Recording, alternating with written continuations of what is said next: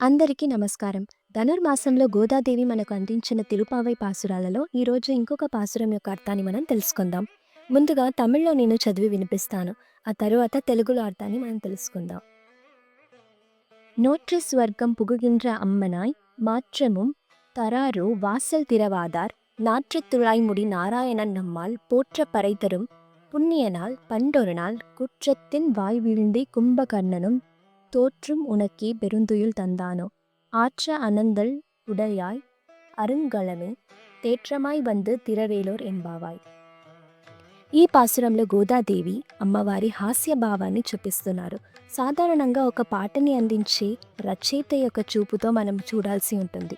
అలా చూసినప్పుడు మనకి ఆ పాటలో అన్ని రకమైన భావాలు కనిపిస్తుంది. అందులో అందరికీ చాలా ఇష్టమైంది హాస్యభావం. అలాంటి హాస్యాన్ని ఇలాంటి పాసురాలలో చేర్చి మనకి అందించడం అనేది అంత సులువైన పని కాదు. కానీ అమ్మవారు మన కోసం అది కూడా చేసేశారు. సరే, ఈ పాసురం యొక్క అర్థాన్ని తెలుసుకుందాం. పోయిన జన్మలో నారాయణుడిని ప్రార్థిస్తూ అనేకమైన వ్రతాలు నోములు చేసి ఫలితంగా ఈ జన్మలో గొప్ప జీవితం పొందిన అమ్మాయి నువ్వు. అలాంటి దానివై ఉండి ఇంకా నువ్వు నీ ఇంటి సింహద్వారం తెరవట్లేదేంటి అని అడుగుతున్నారు. అలాగే నారాయణుడికి చాలా ప్రీతిపాత్రమైన ఒకటి తులసి.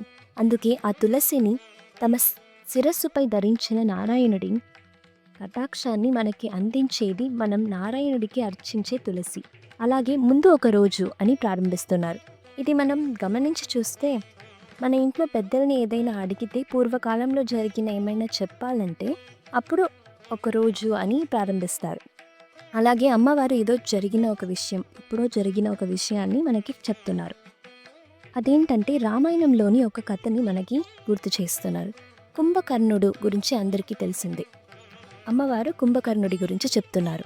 అసలు కుంభకర్ణుడు చాలా మంచివాడు. ఎందుకంటే రామాయణంలో కుంభకర్ణుడు ఎన్నోసార్లు తన అన్నకి మంచి విషయాలు ఎన్ని చెప్పినా వినకపోయేసరికి చివరిగా నేను లేని రోజు వచ్చినప్పుడు నీకు ఇది అర్థమవుతుంది అని చెప్పేవారు.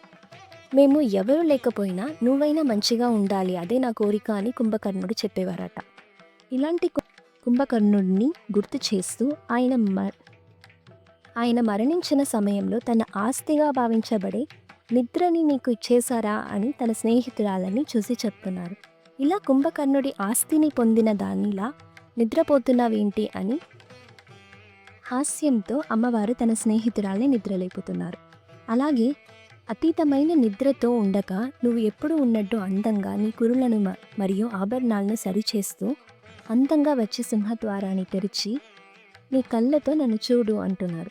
అమ్మవారు ఈ పాసురంలో తన స్నేహితురాలని నిద్రలేపుతున్నారు. సరే, అది తెలిసిందే. కానీ ఇప్పుడు ఈ పాసురం ద్వారా ఆండాల్ అమ్మవారు మనకు అందించే సందేశం ఏంటో తెలుసుకుందాం.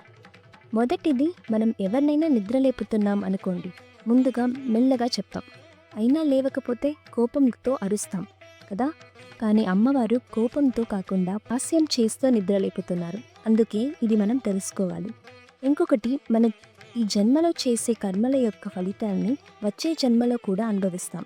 కాబట్టి ఈ జన్మలో ధర్మాన్ని పాటిస్తూ అయినంత పుణ్యకర్మలను చేసి అందుకు ఫలితంగా నారాయణుడిని సేవించే భాగ్యాన్ని పొందుదాం.